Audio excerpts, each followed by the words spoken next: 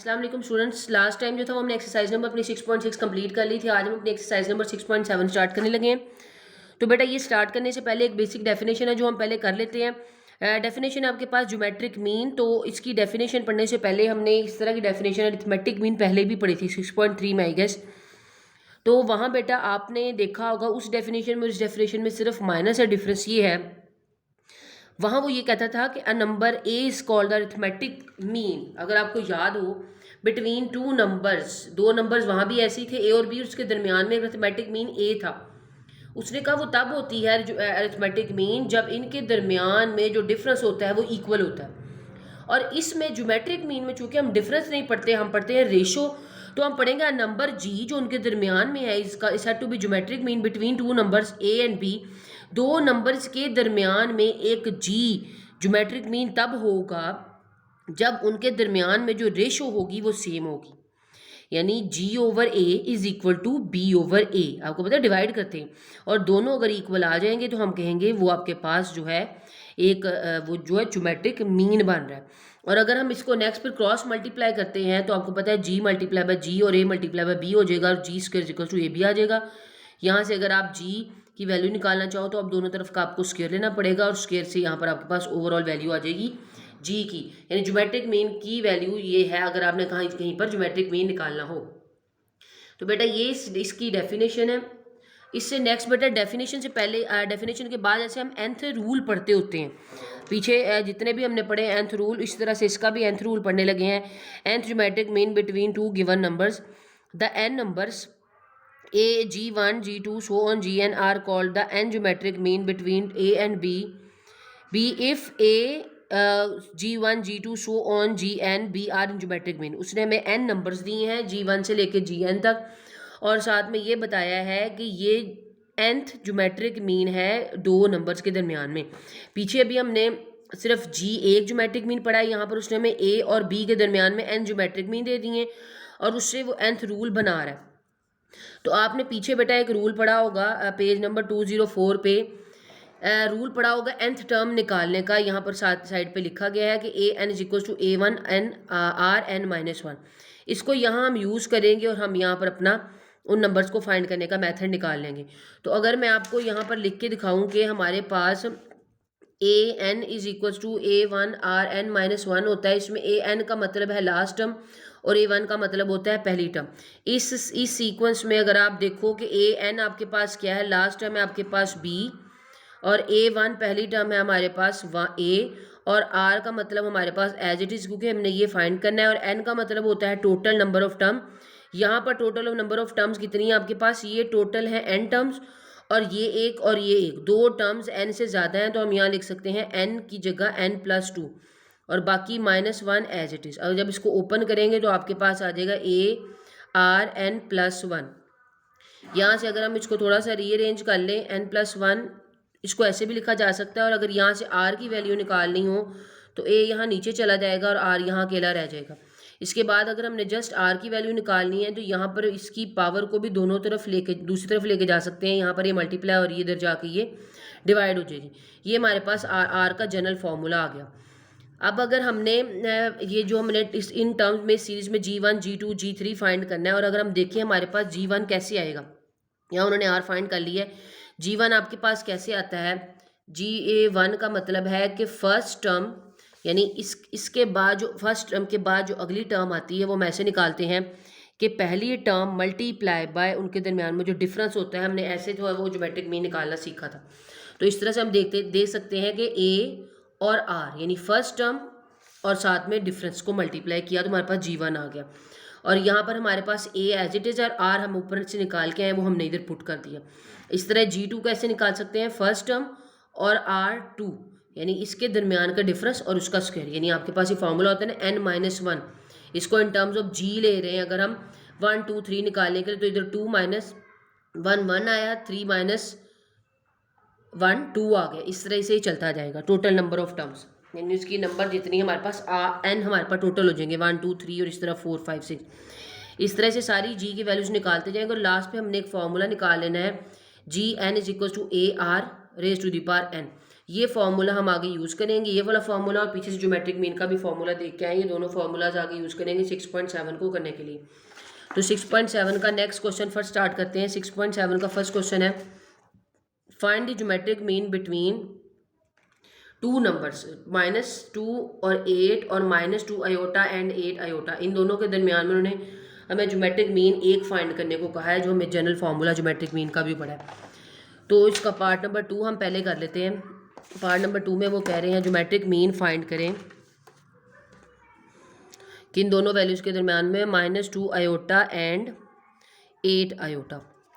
तो आपको पता है कि सबसे पहली वैल्यू जो होती है वो होती है ए, वो हमारे पास है 2 आयोटा, पार्ट नंबर 2। और लास्ट वाली वैल्यू जो आपके पास बी है, जो ज्योमेट्रिक मीन की तौर पे हमने देखी है, वो है 8 आयोटा।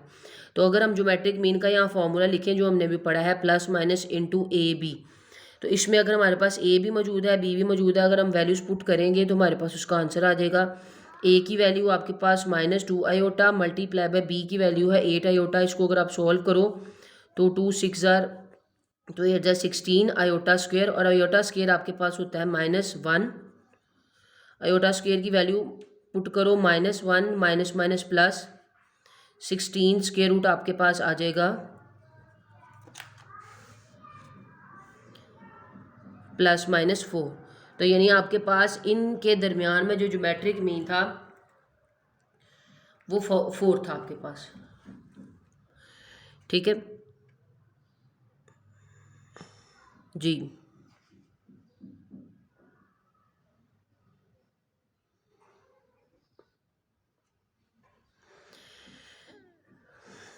तो ये हमारे पास ज्योमेट्रिक मीन का आंसर आ गया। नेक्स्ट बेटा इससे आगे चलें तो आप ये देख सकते हो कि क्वेश्चन नंबर 2 में वो क्या कह रहे हैं। क्वेश्चन नंबर 1 का बेटा फर्स्ट पार्ट भी ऐसे ही है, 2 मैंने करवा दिया, फर्स्ट अब आप लोग खुद कर सकते हो। तो क्वेश्चन नंबर 2 को देखें। क्वेश्चन नंबर 2 में वो क्या कह रहे हैं आपको कि insert 2 geometric mean between numbers 1 and 8 and 2 and 16। उसने कहा है 2 ज्योमेट्रिक मीन इंसर्ट करें 1 एंड 8। फर्स्ट पार्ट इसका ले लेते हैं। उसने 2 ज्योमेट्रिक मीन इंसर्ट करने को कहे हैं, तो हम कहते हैं कि वो जो geometric mean let's suppose G1 और G2 होंगे, वो हम लिख देते हैं G1 and G2 are 2 geometric means between 1 and 8। ये स्टेटमेंट लिख दी कि हमारे पास ये थे वो 2 ज्योमेट्रिक मीन जो उसके दरमियान में हम इंसर्ट कर सकते हैं। ठीक हो गया। अब हमने वो जो ज्योमेट्रिक मीन इंसर्ट करने हैं वो हमने बताना भी है कि वो असल में 2 ज्योमेट्रिक मीन है क्या, यानी हमें वो फाइंड करने हैं। तो उससे पहले हम देखते हैं कि जो पहली वैल्यू हमारे पास होती है, हमारे पास इन्फॉर्मेशन क्या क्या जिससे हम फाइंड कर सकते हैं। हमारे पास पहली वैल्यू जिसको हम ए या A1 कह सकते हैं वो है हमारे पास 1। हमारे पास लास्ट वैल्यू जिसको हम कह सकते हैं, देखिए 2 ज्योमेट्रिक मीन इंसर्ट करने थे, 1 2 3 और 4, क्योंकि ये पहला है, ये दरमियान में 2 और ये एंड वाला है। तो यानी फोर्थ वाली टर्म हमारे पास है 8, फर्स्ट वाली टर्म थी 1, दरमियान में 2 और 3 टर्म्स हैं G1 और G2 जो हमने फाइंड करनी है।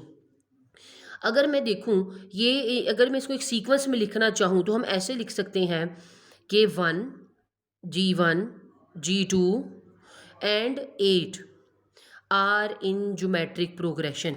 ये सीक्वेंस जो एक हमारे पास तरतीब बन गई ज्योमेट्रिक प्रोग्रेशन की है, तो इसकी मदद से हम अपना वो जो G1 और G2 को फाइंड करते हैं। जैसे हमने ऐसे ज्योमेट्रिक प्रोग्रेशन बनाई थी, उसके अंदर वाली वैल्यूज को फाइंड आउट किया था। हमें पता है इसके लिए हम nth टर्म का एक फॉर्मूला लगाते थे जब हमने इस तरह की कोई वैल्यू निकालनी होती है, क्योंकि हमें रेशियो चाहिए इसमें और दूसरी वैल्यूज चाहिए ए एन और आर n-1 है आपके पास। तो इसमें बेटा आपके पास क्या क्या वैल्यू है, ए एन का मतलब ए फोर्थ टर्म मौजूद है आपके पास 8, A1 मौजूद है आपके पास 1, आर हमने फाइंड करना है, एन हमारे पास है टोटल 4 टर्म्स हैं, क्योंकि ये 2 थी और 2 ये इंसर्ट की, तो टोटल 4 4 - 1 आपके पास आ जाएगा 3। तो हमारे पास ये बन सकती है R3। तो अगर मैं R3 की वैल्यू यहाँ निकालना चाहूँ तो ये मैं ऐसे बना सकती हूँ। इसका मतलब हमारे पास बेसिस से ऊपर वाली पावर सेम है तो बेसिस भी इक्वल होंगी, पावर्स इक्वल तो बेसिस इक्वल। तो टोटल हम इसके सिर्फ हम इसके रियल पार्ट अगर लें तो हमारे पास R की वैल्यू आ गई है 2। R हमारे पास आ गया। अब अगर हमने बेटा ज्योमेट्रिक मीन निकालने, तो मैंने अभी आपको जो nth रूल बताया इसका, वो हमारे पास था G1 is equals to A1 R, G2 is equals to A1 R square. G3 is equal to A1 R cube. ऐसे सारी वैल्यूज निकालते जाएंगे। हमें चाहिए G1 और G2। हमें G1 कैसे मिलेगा, A1 हमारे पास है, वो हमारे पास था यहाँ से 1, और R हम अभी इसलिए निकाल के आए हैं, इसलिए हमें R की ज़रूरत थी कि हमें यहाँ पुट कर सकें। ठीक है, यहाँ से हमने A1 और यहाँ से हमने R इस फॉर्मूले में पुट कर दिया।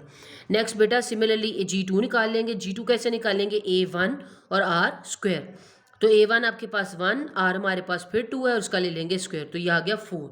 तो यानी आपके पास ये जो टर्म थी वो आ गई 2 और 4, यानी उन दोनों के दरमियान में जो आप नीचे लिख दोगे कि हैंस अपनी वर्डिंग में, hence the two geometric means between 1 and 8 are 2 and 4, ऐसे इंग्लिश में स्टेटमेंट भी लिखोगे। ठीक है, तो ये पार्ट आपका ऐसे मुकम्मल हो जाएगा। अच्छा बेटा, तो जो इसमें अब हमने इसके दो पार्ट थे, एक मैंने आपको करवाया है बिल्कुल इसी तरह से ही, सेकंड है उसमें भी बिल्कुल यही करना है, बस उन्होंने वर्डिंग चेंज कर दी है, 1 और 8 की जगह लिख दिया 2 और 16, तो कोई मसला नहीं, प्रोसीजर ऐसे ही है, नंबर उसके चेंज हो जाएंगे। ठीक है, अच्छा इसके आगे जो क्वेश्चन नंबर 3 है वो अगर आप देखो बुक से अपनी पढ़ो तो उन्होंने लिखा हुआ है इंसर्ट 3 ज्योमेट्रिक मीन्स। यहाँ क्वेश्चन नंबर 2 में वो कह रहे थे इंसर्ट 2 ज्योमेट्रिक मीन्स, और क्वेश्चन नंबर 3 में कह रहे हैं insert 3 geometric means between the numbers. तो बेटा इसका अगर मैं आपको कहूँगी बिल्कुल ये ऐसा ही है, जैसे यहाँ पर जहाँ 2 का वर्ड आ गया वहाँ पर क्या डाल दो, अगर आप 3 का वर्ड, और यहाँ लिख दो G1 G2 की जगह G1 G2 एंड G3 लिखोगे, are 3 geometric mean between the numbers 2 and 16। और साथ में आप क्या करोगे, सेम टू सेम आपके पास A1 भी होगा, आपके पास इसमें A4 था क्योंकि टोटल 4 टर्म थी, उसमें 5 टर्म बनेंगी, क्योंकि 2 वो क्वेश्चन वाली और 3 जो अंदर हमने इंसर्ट करनी है, तो टोटल बन जाएंगी A5 यानी 5 टर्म्स। बिल्कुल वैसे ही करोगे, A5 निकाल लोगे, जैसे मैंने यहाँ A4 निकाला है आप A5 निकाल लोगे और वैल्यूज पुट करते जाओगे, फिर इस तरह से G1 और G2 निकाला है, नेक्स्ट आपको G3 भी निकालना पड़ेगा। ठीक है, तो बिल्कुल ऐसे ही चलेंगे, और क्वेश्चन नंबर 3 भी जो है बिल्कुल वो 2 की तरह ही है, तो प्रैक्टिस में थोड़े ज़्यादा क्वेश्चन आपको करने पड़ेंगे, तो इसको अच्छी तरह से कर लीजिएगा, बाकी सब कुछ इसी तरह का सेम है। नेक्स्ट बेटा क्वेश्चन की तरफ चलते हैं। 1 2 3 हमारे क्वेश्चन हो गए हैं, बिल्कुल एक पैटर्न पे है, सेम बहुत इजी क्वेश्चन है। इसके बाद जो नेक्स्ट क्वेश्चन है हमारा वो क्वेश्चन नंबर 4 है। क्वेश्चन नंबर 4 देखें, बुक से अपनी रीड करिए, insert 4 real geometric means between 3 and 96। वो कह रहे हैं कि आप जो है, जैसे ऊपर वाला जो क्वेश्चन मैं आपको कर रही थी कि आपका जब आंसर आया R इक्वल्स टू 2, तो मैंने आपको कहा मैंने सिर्फ रियल पार्ट लिए, क्योंकि जब आप क्यूब लेते हो ना, क्यूब को ख़त्म करने के लिए हम क्यूब रूट लेते हैं। पीछे आपके पास एक वैल्यू आई थी R cube is equals to 2 raised to the power 3, तो मैंने आपको कहा इसका क्यूब रूट लोगे तो क्यूब खत्म होगा, और हम जब क्यूब रूट लेते थे तो आपको पता है क्यूब रूट जो आता होता है वो 2 और 2 मेगा और 2 मेगा स्क्वायर, हमने सिर्फ ये वाला हिस्सा लिया था और आर का आंसर इससे निकाला था। आगे आर की सिर्फ ये वैल्यू ली थी ना, और इससे G1 G2 निकाला है। हमारे पास असल में ये 2 मेगा भी है और 2 मेगा स्क्वायर भी है, इसको भी पुट करके आर जी के आंसर निकाले थे, मतलब एक पूरा इसके लिए होना था काम, एक पूरा इसके लिए फिर एक पूरा इसके लिए, लेकिन जो पीछे बुक में आपके आंसर है वो सिर्फ रियल के लिए दिए हैं, इसलिए आप सिर्फ रियल वाला ही सिलेक्ट करोगे, इसलिए हमने इसको डिस्कस ही नहीं किया बाकी दोनों केसेस को। इस क्वेश्चन में तो उन्होंने स्पेसिफिक खुद कह दिया है क्वेश्चन नंबर 4 में कि इंसर्ट 4 रियल ज्योमेट्रिक, 4 रियल यानी रियल का वर्ड उसने खुद बोल दिया, इसमें डाउट ही नहीं रहा, बिल्कुल वैसा ही क्वेश्चन है जैसा अभी हम करते आ रहे हैं, बस उन्होंने पहले 2 बोला फिर 3 बोला, अब वो 4 बोला कि 4 यानी इंग्लिश की स्टेटमेंट में उसने क्वेश्चन दे दिया है। तो ये मैं आपको फिर करवा देती हूँ, आपकी प्रैक्टिस भी हो जाएगी। तो हम बिल्कुल वैसे ही लिखते हैं जैसे भी हमने लिखा था, let G1 G2 G3 and G4 are 4 geometric means between 3 and 96। Then अगर ये ऐसा है तो आपको पता है हमने अभी देखा था कि अगर ये ऐसा हो तो हम इसको कैसे लिख सकते हैं। हम बेटा इसको एक तरतीब से लिख सकते हैं, पहले डालें पहला वाला वर्ड जो हमारे पास है 3, ठीक है, फिर हमारे पास जो सारी की सारी जो हमने लेट की हैं ज्योमेट्रिक मीन्स 3 4 1 2 3 4 और लास्ट पे आता है 96 इन ज्योमेट्रिक प्रोग्रेशन। हमने कहा था ये तरतीब ज्योमेट्रिक प्रोग्रेशन की होती है, हमने बिल्कुल वैसे ही किया कि हमने उसको भी उसी तरतीब में लिख लिया। आप बिल्कुल वही काम करना है। हमें चाहिए आर को हमें निकालने के लिए हमें इसका A1 पहले अलग से लिखना पड़ेगा निकाल के। हमारे पास इसमें 1 2 3 4 5 6 वाली टर्म ये बनती है, ठीक है, तो हमें देख लेंगे 6 वाली टर्म यानी nth टर्म ये बन रही है आपके पास, बिल्कुल वही nth वाला फॉर्मूला लगाएंगे A1 RN-1, इसमें AN क्या है आपके पास 6, A1 R 6 - 1। मैंने इसमें थोड़ा सा डिटेल में भी कर दी, पीछे वाले क्वेश्चन में डायरेक्ट किया था ना, यानी हमें ये चाहिए इसमें। तो आप देखिए कि आपको A6 आपके पास है 96, A1 आपके पास है 3, R5 आपके पास नहीं है, तो हम इस R5 को निकालने के लिए R को अकेला करते हैं, यहाँ रह जाएगा R5। जब इसको 96 को इस पर डिवाइड करेंगे तो ये आ जाएगा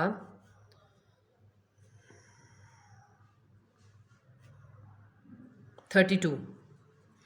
और जब बेटा इसका रूट ले, अगर इसको सॉल्व करेंगे R, जैसे इसको 5 की वैल्यूज बनाएं, 2 को 5 टाइम्स करेंगे तो 32 आता है और हमें वो चाहिए।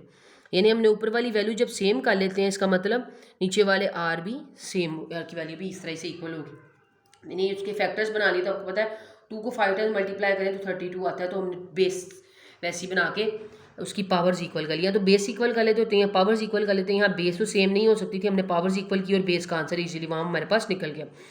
तो आर की वैल्यू हमारे पास आ गई है इस तरह से 2, बिल्कुल जैसे पीछे आर की वैल्यू निकाली थी वहाँ पे भी 2 आई थी, यहाँ पे भी 2 आ गई। अब बेटा हमें चाहिए अपनी वैल्यूज़ G1 G2 और यहाँ देखिए हमें चाहिए G1 2 3 और 4, ठीक है। तो अब वो हम निकालने लगे और बिल्कुल वही क्वेश्चन है जैसे पीछे करते हैं। नाउ फॉर G1 का फॉर्मूला क्या था, A1 R। A1 की वैल्यू ऊपर क्वेश्चन में से लिखी 3, R अभी हमने निकाल लिया 2, तो ये आ गया 6। हमें चाहिए G2 आएगा A1 R स्क्वायर, वो है 3 और 2 का स्क्वायर, 2 2 बार 4, 4 3 बार 12। इस तरह से आप निकालोगे G3 A1 R cube 3 into 2 raise to the power 3, ये आ जाएगा 24। और G4 आ जाएगा A1 R4 3 इंटू 2 4, ये आप सॉल्व करोगे 48। यानी हमने एक सीक्वेंस बना ली, हमारे पास ज्योमेट्रिक मीन निकला है G1 G2 G3 G4 निकालने को कहा था उन्होंने। 4 रियल नंबर्स लिखे इन दोनों के दरम्यान में, तो हमने वो 4 रियल नंबर्स निकाल लिए जो कि 6 12 24 और 48 है। तो यही हमसे उन्होंने क्वेश्चन बेटा कहा था। ये हमारा क्वेश्चन यहाँ कंप्लीट हो गया, क्वेश्चन नंबर 4। अब जो स्मार्ट सिलेबस के अकॉर्डिंग बेटा एक क्वेश्चन और है जो हमने करना है, वो है आई थिंक 6। तो 6 क्वेश्चन आप निकाल लीजिए, लास्ट क्वेश्चन है, ये एक्सरसाइज हमारी कंप्लीट हो जाएगी, क्वेश्चन नंबर 6, ठीक है। क्वेश्चन नंबर 6 में वो कह रहे हैं for what value of n की वैल्यू फाइंड करने को कहा जा रहा है और गिवन आपको दिया हुआ है a raise to the power n b raise to the power n divided by a raise to the power n minus 1 b raise to the power n minus 1। उसने कहा है n की कौन सी वैल्यू इधर लगाएं, यहाँ जहाँ जहाँ लिखा हुआ है is the positive geometric mean between, कि ये पॉजिटिव ज्योमेट्रिक मीन बन जाए ए और बी के दरम्यान में। जैसे हमने एक क्वेश्चन पहला भी किया था कि ऐसी ही वैल्यू थी, हमने कहा था कौन सी वैल्यू लगाएं कि ये जो अरिथमेटिक मीन बन जाए। तो उसके लिए फिर हमें n की 1 वैल्यू मिली थी, जहाँ जहाँ हम 1 1 लगाएं 1 1 और हो जाएगा a प्लस b, यहाँ 1 minus 1 0 a raise to the power 0 1 1 minus 1 0 a raise to b raise to the power 1, तो 1 प्लस 1 क्या हो जाएगा, आपको पता है ये फॉर्मूला होता है अरिथमेटिक मीन का। तो इस तरह का क्वेश्चन बिल्कुल आया था अरिथमेटिक मीन में भी कि n की वैल्यू क्या लगाएं। अब ये क्वेश्चन है ज्योमेट्रिक मीन में कि यहाँ अब n की क्या वैल्यू लगाएं, इधर पुट करूँ कि जब वो जो फॉर्मूला बने वो ज्योमेट्रिक मीन वाला बन जाए। अभी आपने देखा कि ज्योमेट्रिक मीन का ये वाला फॉर्मूला आया है और उसने कहा पॉजिटिव, तो सिर्फ पॉजिटिव वाला हिस्सा पॉजिटिव ज्योमेट्रिक मीन बने, तो हमें ये वाला अपना आंसर चाहिए n की यहाँ क्या वैल्यू लगानी है, यानी हमें मेन काम हमारा n की वैल्यू निकालना है। तो हमें पता है, हम अपना अगर सोल्यूशन स्टार्ट करें कि ये जो वैल्यू है आपके पास उस क्वेश्चन के अकॉर्डिंग ये इक्वल है इसके पॉजिटिव वाले रूट के ज्योमेट्रिक मीन के, तो इसको अब सॉल्व करें। आपको पता है सॉल्व करने के लिए क्या करना पड़ेगा, क्रॉस मल्टीप्लाई करना पड़ेगा। और इसका पता है ये 1/√2 है। अगर मैं इसको थोड़ा सा और ओपन कर लूँ, आपको पता है इसका मतलब इन दोनों पे रूट है और वो रूट मैंने अलग लगा है। 1 स्क्वायर रूट का मतलब होता है पावर 1/2, ठीक है। तो पावर 1/2 दोनों पे लगा दी, क्योंकि वो होल पे पावर थी ऐसे, तो वो मैंने दोनों पे अलग अलग लगा दी, आसानी होगी, ठीक है। रूट पावर है, पावर के साथ सॉल्व करना आसान होगा। अब क्रॉस मल्टीप्लाई कर लेते हैं इसको इसके साथ, यहाँ तो कुछ भी नहीं है, ये आ जाएगा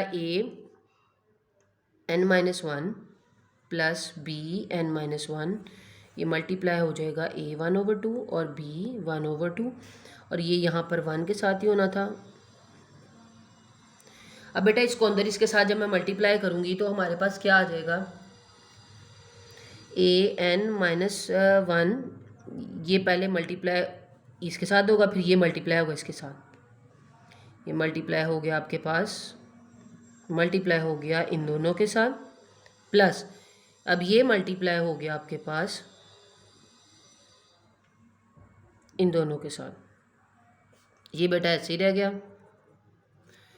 अच्छा, अब हमें ये चाहिए, इसको हमने सॉल्व करना है आपस में ताकि हमारे पास जो सिंपल n की वैल्यू आ जाए। तो ऐसे करते हैं, ये a और a की बेसिस सेम है तो इनको आपस में सॉल्व कर लें। a n माइनस वन और plus one over two, b ऐसे ही रह जाएगा, आपको पता है ऐसे सॉल्व हो जाती होती हैं। प्लस b, जी b यहाँ पर भी a हमारे पास, जब इसको इससे करना था b को मल्टीप्लाई करना था इससे, यहाँ पर था b आना था यहाँ पर, ठीक है। तो ये जब इससे हुआ, इसमें b और b होंगे और a अकेला रह जाएगा, बी एन माइनस वन और प्लस वन ओवर टू, और ये नीचे कुछ नहीं है, वन ओवर टू, और यहाँ पर बस बेटा ये ऐसे ही चल रहा है। अब देखें यहाँ पर इसको सॉल्व करें, इनकी ये सेम है तो ये हो जाएगा, इसको अगर मैं सॉल्व करूँ तो ये बनेगा n minus one over two, और b ये वैसे ही आ जाएगा, कोई ये सॉल्व नहीं हो सकता, बिल्कुल b, यानी इसकी पावर्स को अगर मैं सॉल्व करूँ ना, ये माइनस आपके पास यहाँ पर है ना कि A N minus one plus one over two है, तो ये नीचे कुछ भी नहीं। तो अगर अब मैं इन दोनों का एलसीएम लूँ तो आपको पता है वो माइनस वन ओवर टू आ जाएगा, तो डायरेक्ट वहाँ पर वो वैल्यू लिखती है, ठीक है जी।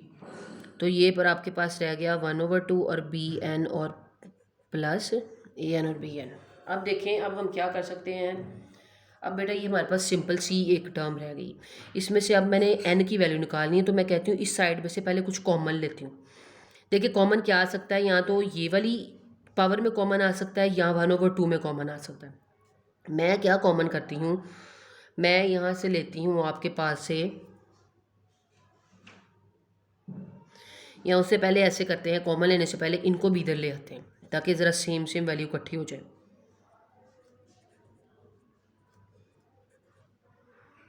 ताकि सब कुछ एक साथ ही सॉल्व हो जाए ना आपके पास। और यहाँ रह गया ज़ीरो आपके पास, ठीक है। अब देखें, अब इसमें जो a और a वाले टर्म है उनको इकट्ठा लिख लेते हैं, यानी A N minus one over two, इसको यहाँ लिख लेते हैं ए एन, और इसको लिख देते हैं इसके साथ, इसको लिख दिया इसके साथ।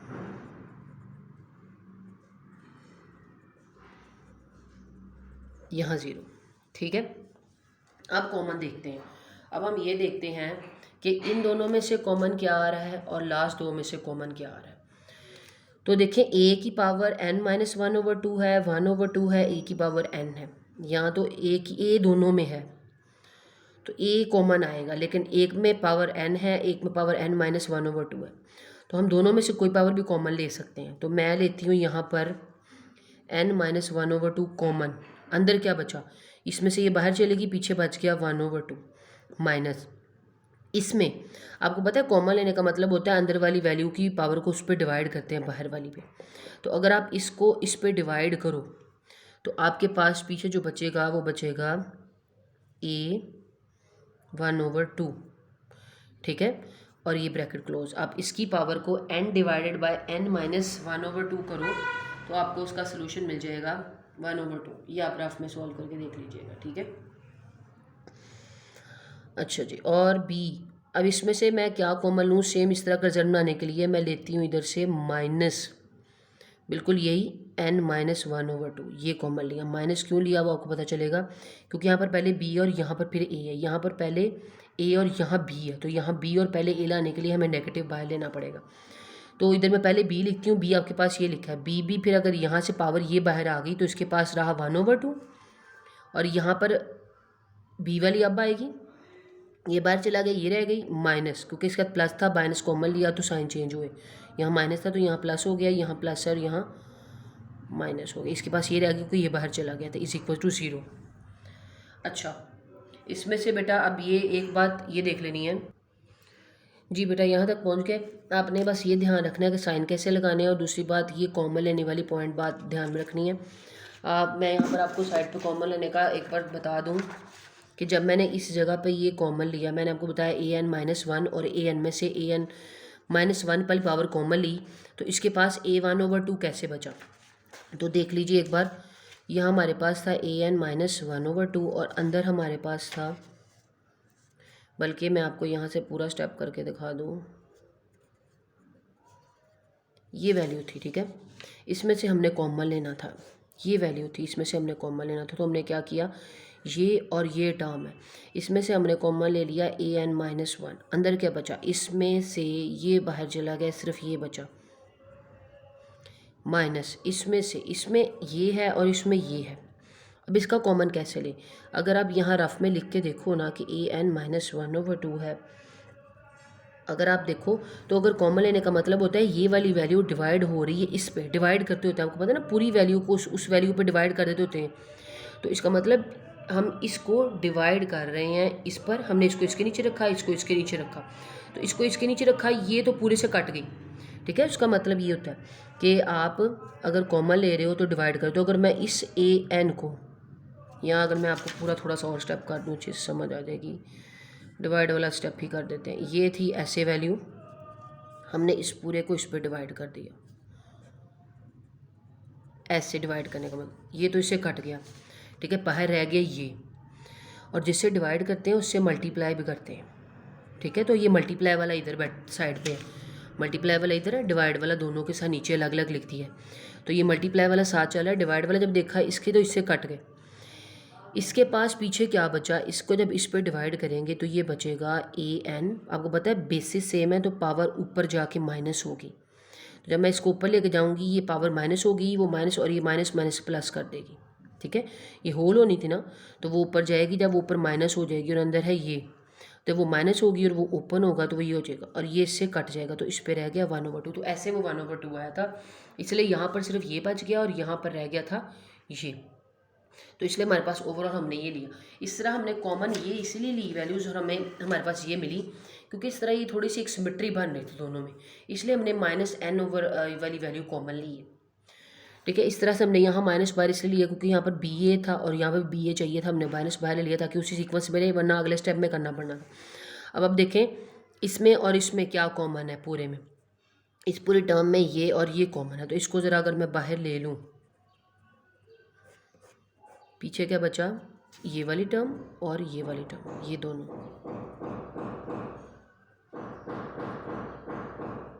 ये बच गया और ये इस इक्वल टू है 0 के। अगर ये इक्वल टू 0 इसका मतलब ये भी इक्वल टू 0 और ये भी इक्वल टू 0, ये अलग अलग अगर 0 के इक्वल हम इसको कर लें तो आप देखेंगे नेक्स्ट हमारे पास क्या बनेगा रिजल्ट। हम इसको अलग अलग 0 के इक्वल रखते हैं, इसको भी 0 के इक्वल, ये भी 0 के इक्वल। अब इसमें से वैल्यू निकाल लेते हैं कि b 1/2 a 1/2 के बराबर है, ये दोनों पावर्स में एक दूसरे के इक्वल है। एक तो वैल्यू ये निकल गई हमारे पास, ठीक है। हमें उसने कहा था n की वैल्यू, हमें इसमें कहीं से n की वैल्यू नहीं मिल रही, इसलिए हम इसको यूज़ करेंगे तो हमारे पास n की वैल्यू आ जाएगी। इसे मैं लिख सकती हूँ 1/2, इसको उधर ले गए तो b - 1/2। अच्छा, अब ये देखा कि इसको मैं उधर ले गई, उधर 0 था, तो यहाँ से हमारे पास n की वैल्यू कहाँ से निकल सकती है, ये यहाँ ऊपर अगर मैं इसको नीचे लाऊं तो ये इसके नीचे आकर डिवाइड हो जाएगा। मैं इधर माइनस में लेके जा रही, मैं नीचे लेके जा रही हूँ, यानी इसके साथ कुछ भी नहीं है, मतलब 1 लिखा हुआ, ये यहाँ मल्टीप्लाई हो रहा है तो इसके नीचे आके क्या हो सकता है, डिवाइड। अगर नीचे ला रही हूँ तो वो डिवाइड होगा, यहाँ पर क्या रह जाएगा 1। अगर यहाँ से यहाँ ला रही थी माइनस में तो यहाँ 0 रह जाना था।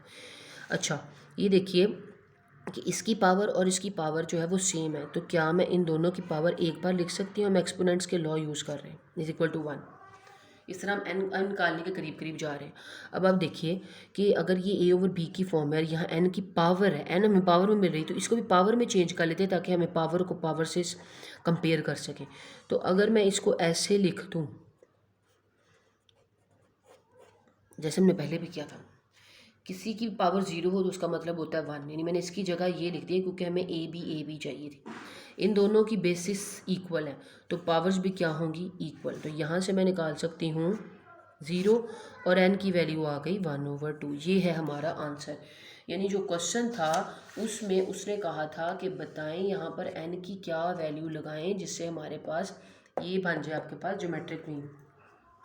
क्वेश्चन तो यहाँ हमारा कंप्लीट हो गया। अगर आप यहाँ n की वैल्यू लगाओ, ये 1/2 -1 रह जाएगा 0, और ये भी ओवरऑल जब वैल्यू आपके पास आएगी तो आपका ज्योमेट्रिक मीन का पॉजिटिव वाला फार्मूला ही बनेगा। तो ये था हमारा प्रोसीजर, बस यहाँ से इक्वल करना था और इक्वल करने के बाद जो आगे इसकी कैलकुलेशन है, सिंप्लीफिकेशन, वो ज़रा ध्यान से करनी पड़ेगी आपको, क्योंकि वहाँ से हमने n की वैल्यू निकालनी है, अपने क्वेश्चन के प्रूफ को देख के हमने उस तरह से स्टेप्स करने हैं। तो बेटा आज के लिए जो हमारी एक्सरसाइज नंबर 6.7 कंप्लीट हो गई है। हमने इसकी डेफिनेशन की है, डेफिनेशन के साथ उसका nth रूल देखा है, nth रूल के साथ जो स्मार्ट सिलेबस के क्वेश्चन थे वो मैंने आपको करवाए हैं, जो बाकी रह गए हैं वो आप कर लीजिएगा। नेक्स्ट फिर इंशाल्लाह हम 6.8 करेंगे।